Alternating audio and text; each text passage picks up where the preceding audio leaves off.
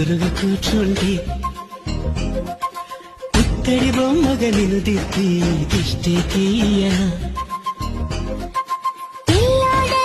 అల్లరిగా పరుగులు తీస్తుంటే కళ్ళను మూసి నలుగెట్టి లాలలు పోయనా నువ్వు నడిచి అలసిపోతుంటే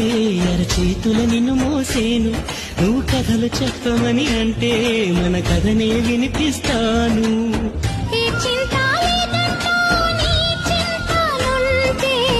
ఏ భాగ్యం కావాలి నాకింతకంటే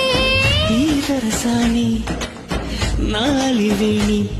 ఇక లోకంలో ఏదైనా పోతే పోనీ ఏం చేశావు నా ప్రాణం ఏదేమైనా